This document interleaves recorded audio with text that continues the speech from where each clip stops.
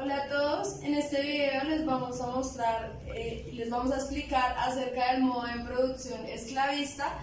Les vamos a hablar sobre sus características principales, su periodización, es decir, el tiempo en el que se desarrolló y las culturas en las que se desarrolló. Un modo de producción es la forma en la que se organiza la actividad económica en una sociedad, es decir, la producción de bienes, de servicios y la distribución de estos. Siendo así esta definición, tendremos claro que los esclavos serán el objeto, entre comillas, indispensable para la producción de las sociedades en las que se desarrolló este sistema. En este caso, el modo de producción esclavista fue una invención del mundo greco-romano, es decir, de Grecia y Roma. Grecia la ubicaríamos principalmente acá y Roma nacería desde acá, pero luego se vendría a expandir por el Mediterráneo. En Grecia, el modo de producción esclavista se desarrolló desde el siglo V antes de nuestra era al IV antes de nuestra era. En Roma se desarrolló del siglo II antes de nuestra era al siglo II después de nuestra era.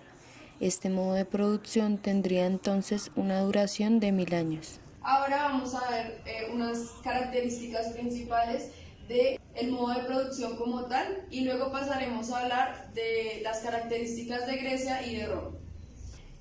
Bien, el modo de producción esclavista tiene que ver con la explotación del hombre por el hombre. Es el segundo modo de producción que se desarrolló en la historia de la humanidad y también fue la primera manifestación de división de clases en la humanidad. Como les había mencionado, se desarrolló en el mundo greco-romano, que como vemos geográficamente está ubicado en una zona marítima, en este caso es la zona del Mediterráneo. Gracias a esa cercanía al mar, este sistema sería netamente costero, netamente mediterráneo, en donde habría y se movería bastante el comercio marítimo. También sería un mundo dominado por propietarios agrícolas. Bueno, es importante entender que para pasar a este modo de producción tuvieron que pasar alrededor de 3.000 a 4.000 años, es decir, que fue un proceso lento para pasar del modo de producción primitivo en la humanidad al modo de producción esclavista. Ahora vamos a dar paso a hablar de las características principales del modo de producción en Grecia, que sería la primera manifestación de este sistema.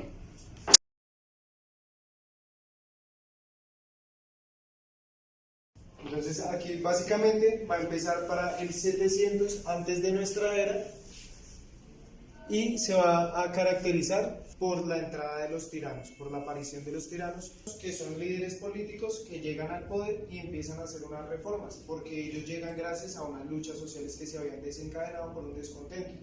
Entonces la llegada de los tiranos va a marcar también como la aparición de la democracia y el sistema democrático, porque con ellos se va a establecer el voto y la asamblea popular.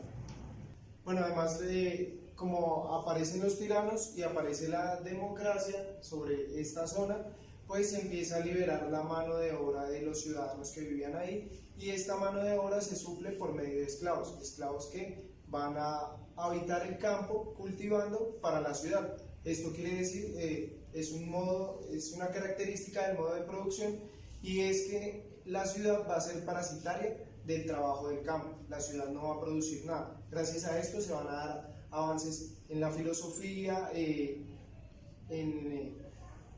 también en las artes, en la formación política de los ciudadanos y en las formaciones sociales que se dieron en Grecia. En Grecia vamos a encontrar dos ciudades que florecieron gracias a este sistema dependiente de la conquista militar, mediante la cual se extraía la mano de obra, y van a ser Esparta y Atenas. Las dos diferenciadas por sistemas políticos, influenciadas por unos procesos políticos diferentes, y es que en Esparta no se dio el proceso de los tiranos, mientras que en Atenas sí, fue principalmente donde se dio, por lo cual se dio una democratización de la política, ¿sí? Mientras que en Esparta eran oligarquías. se tiene una transición a la polis clásica, o sea, la ciudad empieza a florecer después de una época llamada la Edad Oscura, en la que prácticamente la vida de las ciudades había desaparecido. La gente... Entrados en este periodo conocido como Grecia clásica, hay algo muy característico, y es que se va a cambiar el modo de producción, se va a adoptar el esclavismo como un modo de producción a una gran escala.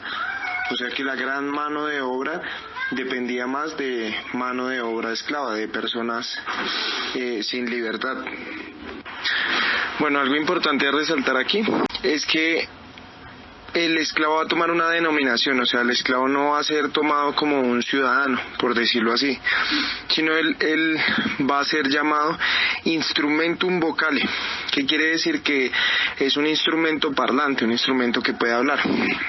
Entonces esa va a ser la denominación que va a tener el esclavo. Otra característica es que esta esclavitud extrema, esta privación de la libertad extrema, otorgaba a los ciudadanos de Grecia como una extrema libertad para ejercer su vida política, ¿sí? Por eso se va a ver un auge en lo que es la filosofía, la literatura, las artes.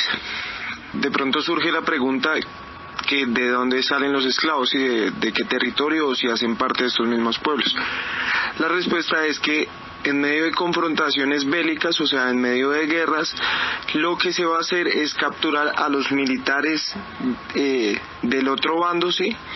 Y se van a poner en disposición de la clase dirigente de Grecia, ¿sí? Entonces los militares cautivos en guerra, los enemigos, pasan directamente a la condición de esclavos.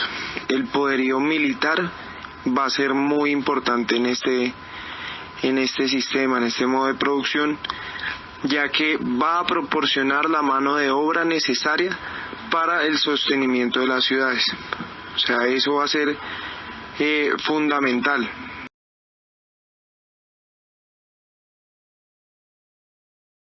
Bien, ahora el modo de producción esclavista en Roma se desarrolló con algunas características diferentes a Grecia. En este sentido, Roma se caracterizó por ser un estado político demasiado fuerte y sobre todo expansivo. De esas expansiones dependía que ellos pudieran tener y capturar esclavos. La ideología también sería un factor cultural importante que mantuvo los papeles diferenciados de la sociedad en este momento. El esclavo era visto como una herramienta que habla. El esclavismo también fue el goce económico que unía a la ciudad y al campo.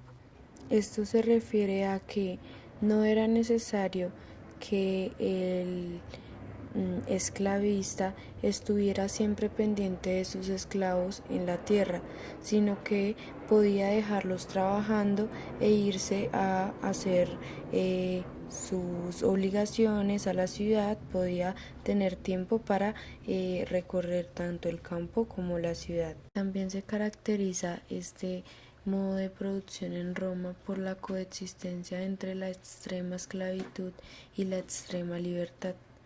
La extrema libertad sería la que goza el dueño de los medios de producción, ya que el campo es quien le da sustento a la ciudad, en tanto es quien cultiva. En tanto también la ciudad no estaría produciendo, sino estaría dependiendo del campo. En este momento los esclavos son quienes producen todo, no la ciudad como tal. También es un universo centrado en las ciudades, en tanto la ciudad simplemente funciona como administración política, ¿sí? Es donde se encuentra el poder. A raíz de esa dependencia de la ciudad parasitaria al campo, se evidencia también un estanque tecnológico, es decir, no se demuestra un avance técnico en tanto herramientas, inventos, ya que como los esclavos se supone que hacen todos los trabajos, pues las personas o los esclavistas no ven esa necesidad de innovar cosas.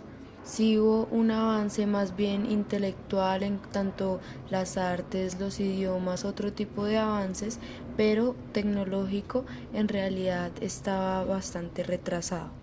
El esclavismo en Roma llegaría a su fin cuando cesan las expansiones, cuando ya el Imperio Romano está demasiado expandido por el Mediterráneo y ya tiene muchos territorios conquistados, de alguna manera que ya no tiene más territorio para conquistar y si no hay más expansiones, pues no hay más esclavos ganados por los territorios conquistados. En ese sentido, si se acaban los esclavos, se acaba el modo de producción esclavista y por tanto se acaba el Imperio Romano.